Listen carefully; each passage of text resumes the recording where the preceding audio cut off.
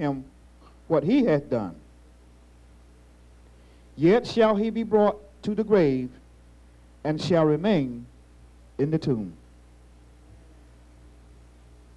So when the unrighteous die, or when the wicked die, or the unsaved die, because if you're unsaved, you're still declared as unrighteous, and you're still declared with the wicked. Now that body lays in the grave, and it waits that day of destruction. The reason it says day of destruction there, because on that day for the wicked and the unrighteous and the unjust, that is a day of destruction. But for us that die and die in Jesus, it would be a glorious day. Okay? Now let's go to Psalm, the 37th chapter. It takes a lot to show you a lot.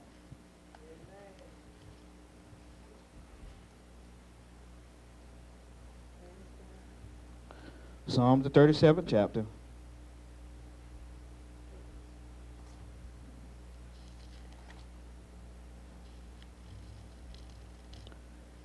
And the 28th verse.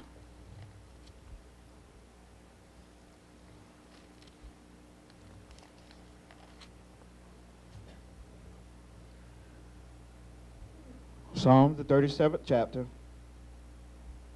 the 28th verse. He says, for the Lord loveth judgment, and forsaketh not his saints. Now, isn't that good to know? For the Lord loveth judgment. So he is coming to judge.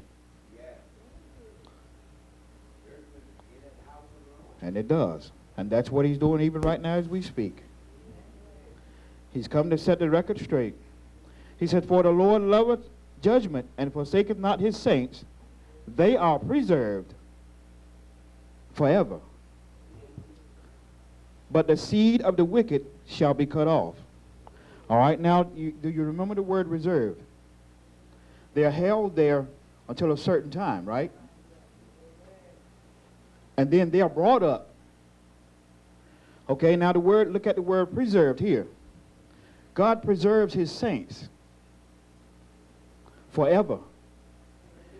They that die in Jesus will live throughout all eternity. You are preserved. When you're preserved, that means you have been kept.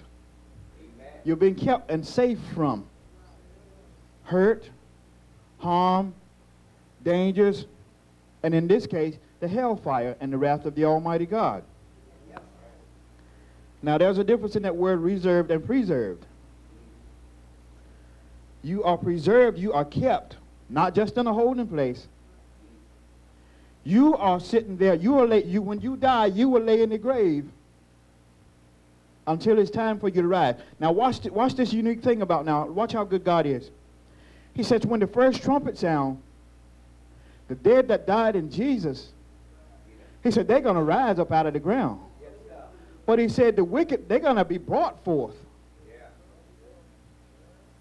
Isn't it sweet that we get to go first? And we are preserved. We're not just at a holding place. He says, but in the same sentence, he said, but the seed of the wicked shall be cut off. The 29th verse says, the righteous shall inherit the land and dwell therein forever. The mouth of the righteous speaketh wisdom, and his tongue talketh of judgment. The law of his God is in his heart. None of his steps shall slide. The wicked watcheth the righteous, and seeketh to slay him. Yes. But don't you know that there are angels all around you, captains out all around you to watch you and protect you by day and by night? Satan cannot come any closer to you than the Lord allows. He can't touch you. He can't do no harm to you. Sometimes we do harm to ourselves because of the way we think. Yeah. Now you got an understanding of reserve and preserve. Yes, sir. But you got an understanding of how the righteous are going to be and how the wicked is going to be. Oh, my God. Now Psalms, the 5th chapter. I love it.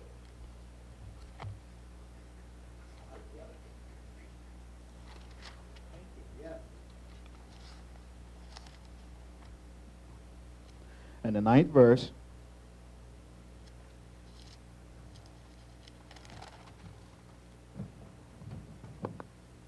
Now he's talking about the wicked again.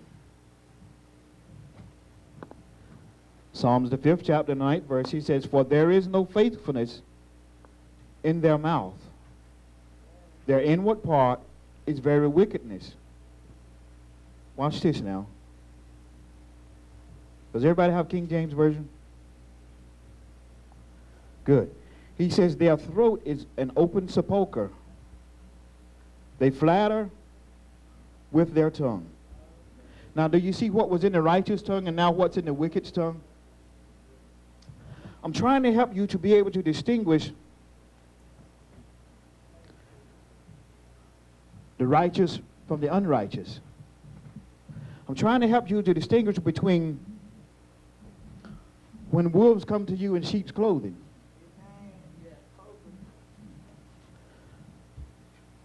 I'm trying to help you just in case your gift of discernment haven't kicked in yet.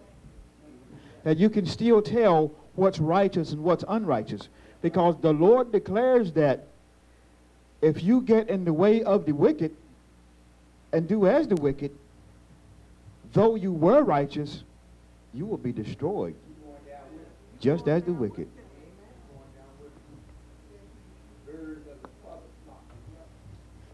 All right? Let's move over again. Not far. Psalms, the 7th chapter, and the 11th verse. Psalm 7 chapter and 11th verse. He says, "God judges the righteous." Look at how good God is now.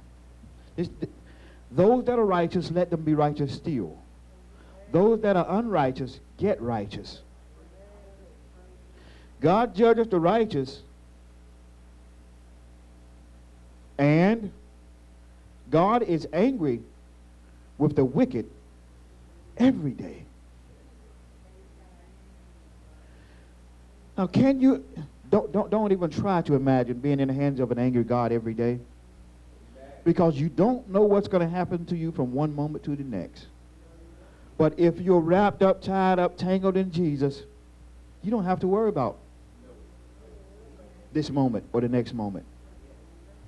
If you was driving down the road and all of a sudden the Lord decides to take you away, or he comes to you and says, "Son, daughter, come on with me. I'm going to take you right now. Are you ready?" I will say, "Yes, Lord. I'm right here." Because my heart will be right and I will be ready to go. But by not being in the way of the wicked, we can be prepared. And knowing that he's not angry with us every day because we're not of the wicked or the unjust. Now, for some of us, we can't think that we're so good or get so comfortable that we think we can't miss out. Because we can. Because so many have started out this way, but they turned away from him. It got too hard. It got too difficult.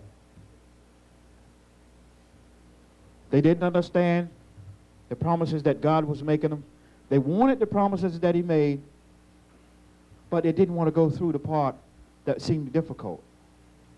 So some got right to the end, but they're not able to cross over. Now, the unique thing about this, he says, now I'll tell you, he said, the race is not given to the swift nor the strong, He said, but to those that endureth until the end. He said, I'm not asking you to go so fast or be overly strong or cocky about your situations or that you got it made, that you know you got it made. It's good to have that determination to know that you're going to make it and believe you're going to make it, but not so much that you can cast others down or cast others away. Amen. He says, but all I'm asking you to do is to endure. Whatever comes your way, he said, just know that I got you. Just know that you are in safety. You're in the arms of Jesus. Now the 12th verse says, he's talking about the wicked now. He says, if he turn not, meaning if he turn not from his wicked ways, he says, if he turn not, he will whet his sword. That word W-H-E-T, that means he will sharpen his sword. Yes, sir.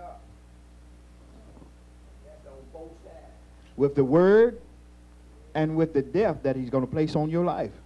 Yes, sir. He said, now he hath bent his